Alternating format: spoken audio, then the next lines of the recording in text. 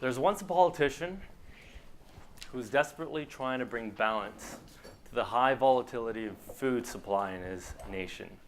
Meanwhile, at the same time, farmers were risking execution rather than growing this government-sanctioned plant. Oh, I should use my clicker.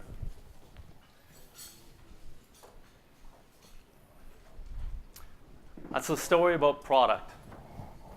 It's the early 2000s, and a gentleman by the name of Kirk Christensen, his toy company is bleeding, and is bleeding pretty badly, about $1 million a day. And finally, art. How do you sell shit for the price of gold? We're going to be taking a look at these challenges from the lens and perspective of branding, specifically storytelling and identity. Before we begin, I'd love to get to know you guys a little bit better. And by a show of hands, how many people have hands?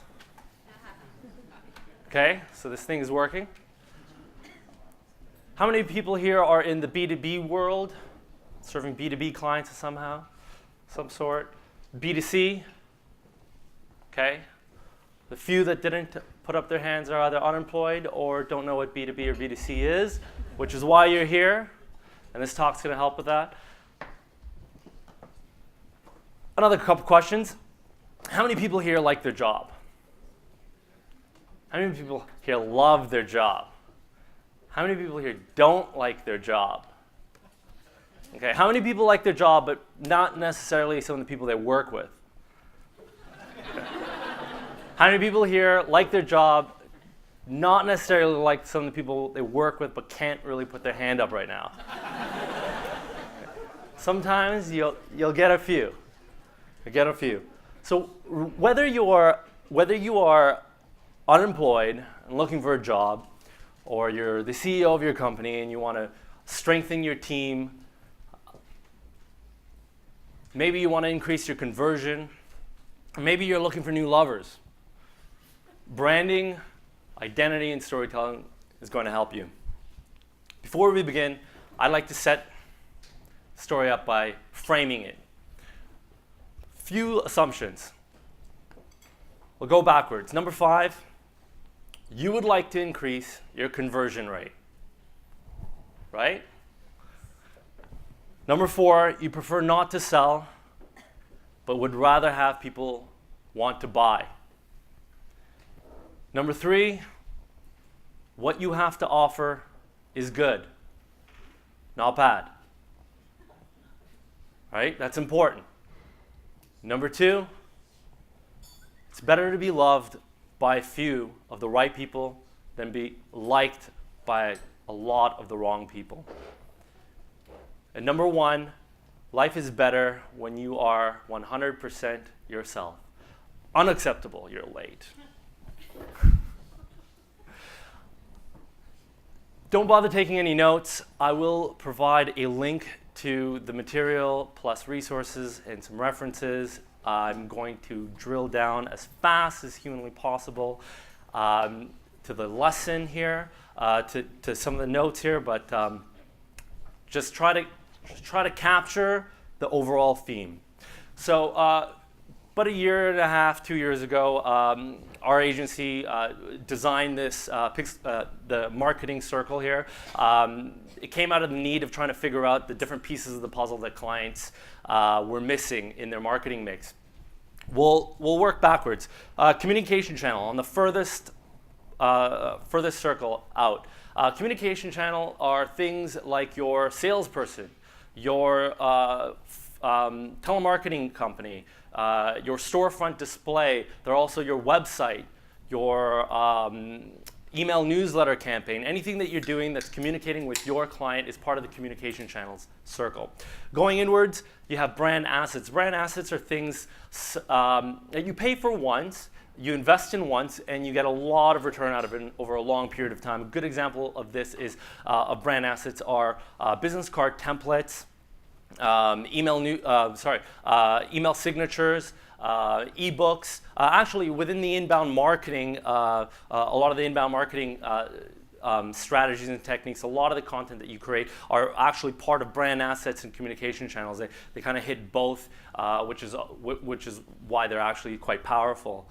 Going inwards is your brand identity. Your brand identity is a mix of a lot of different things. It's your personality, it's your character, it's who you are, it's how you speak, the way you dress, the way your company looks to people, your reputation, your voice, your visual identity, your typography, the colors that you've chosen for whatever particular reasons that you've had. These are all part of your identity. And finally, we go into your brand vision. Your brand vision dictates everything outwards.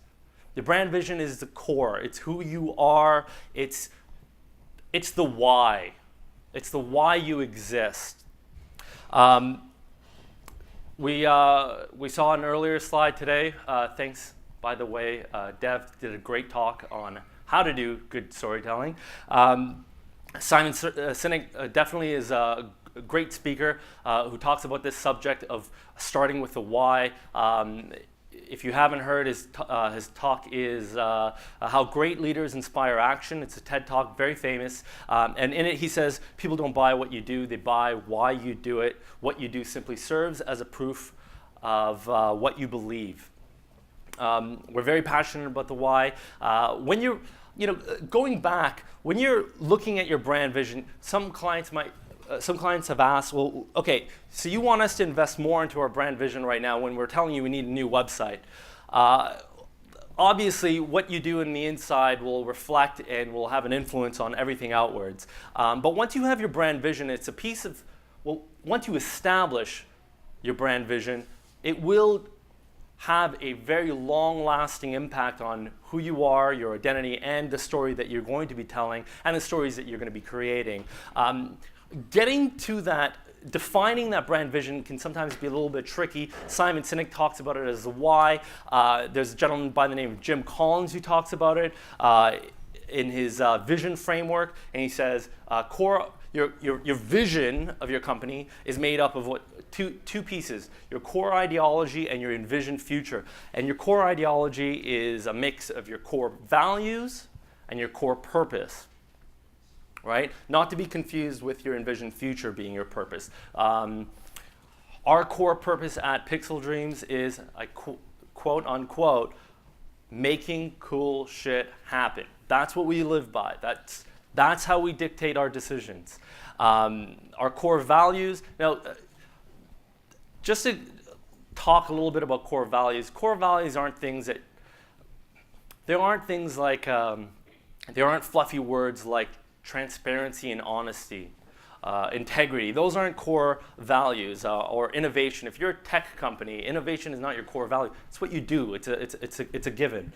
Collins also talks about the envisioned future, something as the BAG, B-H-A-G, big, hairy, audacious goal. You got to have a long-term 15, 20-year plan. What's your big, hairy, audacious goal? And then have a vivid description of that. Love this guy, Patrick Lencioni.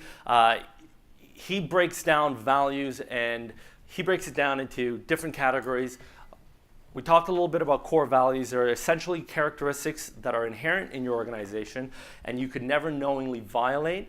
And then he breaks it down further and says there's these other values as well. There are things like aspirational values, permission to play values, accidental values. Aspirational values are nice to haves. At our company, aspirational values are nice to haves, but not a reality. Basically, there are things that you will strive for, but you'll never really achieve. You can't ever achieve 100% transparency, but it's something that you always strive for. You can't achieve, certain things. They're concepts, they're ideas in themselves.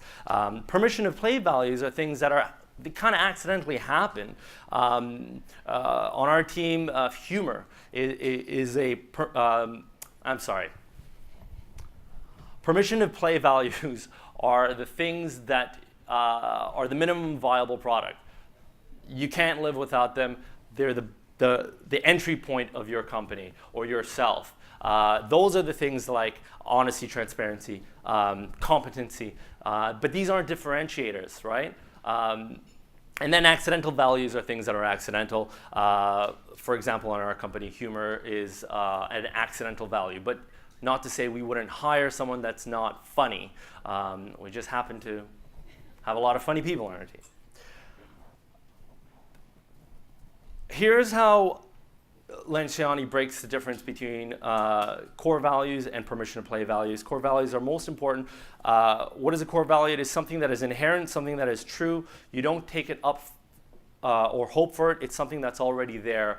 That's a very good point. Jim Collins also talks about that, says that when you're searching for your core values, when you're searching for some of these deep-rooted things that are about you or your organization, you don't make these things up. You need to step back and actually take a look at your own behavior, take a look at what you've done, take a look at what you've represented so far, and then you'll find the truth of who you are, and that will help define you further.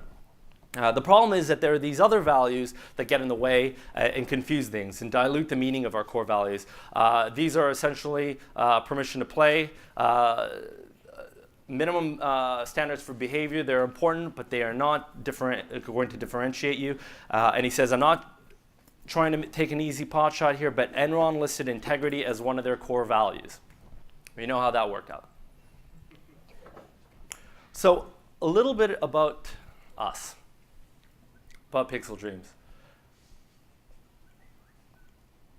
When we first started, well, I should say when I first started, I had a lot of well-intentioned advice about how I was operating my company when I had first started. And it was a little out there, I'd say. We started in the summer of 2009 with 2 events. One was an event based on motorcycles, and we were just paying for anyone who wanted to get their motorcycle, and they send us proof that they took the test within this period of time. The other event was a event that we sponsored and hosted at a vapor lounge. That's a cannabis vapor lounge. It was called the Mark Emery Farewell Tour. Anyone who knows anything about Mark Emery, or anyways, long story there. That was one of the things that we did. We also had a digital monkey as our PR person who still responds to candidates and sometimes leads. We've had one hate mail, which was really inspiring. It shows that you're doing the right things when somebody calls you a corporate whore. And you know what? Our monkey responded, and that conversation lasted for a good month and a half, and then our monkey creeped him out, found his pictures on Facebook, did an art piece, and asked him for his permission to put it up. Let's go back to the stories. The first one was about product. The gentleman's name was Frederick the Great of Prussia, 18th century, and the plant was the potato. Nobody wanted to grow it, so what did he do? He banned the potato and declared it a royal plant, only suitable for royalty. And he had a royal potato patch, and before he knew it, people were stealing the vegetable, and there was an underground potato economy that had formed. Our friend killed Kirk Christensen. That company was Lego. And Lego was bleeding about $1 million a day. When they appointed a new CEO, the CEO had listed a series of things, deficiencies of the company, and the most important one that he stressed was Lego had lost its way in terms of understanding its own self-identity. What is Lego uniquely about? So what we did was we started with that fundamental question, why do you exist? 10 years later, somebody's quoted here, Hogg from Lego is quoted, the last 7 or 8 years we have had double-digit growth every year. And finally, how do you sell shit for the price of gold? This beautiful piece is called the International Klein Blue. It's about 55 inches by 47 inches. Couldn't find the price, but I know a lesser version of the same painting or a similar painting was sold for $331,000 not too long ago. This gentleman did at least almost 200 different monochromatic paintings, all blue. And what I find funny is that when you do a Google search, the colors are actually off because different people have saved them at different settings. So I'm sure this guy is just rolling in his grave right now hearing my talk. This one did a little bit better, $43.8 million. Let me read to you what you can find on the website. A single white line divides a flat expanse of blue. It seems to rip open the universe, a crack in space and time. Versions of this vertical line appear again and again in Newman's paintings, sometimes alone, as in 1946 work, and so on and so on and so on. Literally, there's this huge essay on why this thing is so important. And I quote, critics say that this was sold at the fraction of what it's valued at. What I found funny, and I've done a lot of web design in my life, so I see things in pixels, it was off. The left from the right, different sizes, but I don't know, maybe he meant to do that. And finally, Piero Manzoni's Murder d'Artista. And if you Google that, Google Translate will tell you it's artist shit, quite literally. 90 tin cans filled with feces, each weighing about 30 grams. The cans were originally to be valued according to their equivalent weight in gold in 2008. 83, number 83 was sold at Sotheby's for 97,250 euros or pounds. And some of you guys are having a hard time peddling your shit. So why are we here?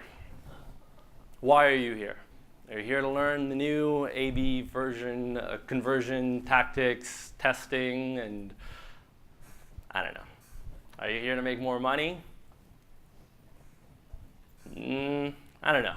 I think that there's a deeper reason why we're all here. I think we all have these yearnings deep inside our souls, these stories that we can share, these stories that can be made, these stories that we can create. And I think the core, I hope the message here that I can translate to you is that whether you're an individual or a small group of people or a huge company or a city or a country or a planet, you got to understand and ask yourself this one question: why do you exist? And from that, find out, who are you? What's your identity? And then at that point, you can start telling your story and making stories happen. Thank you.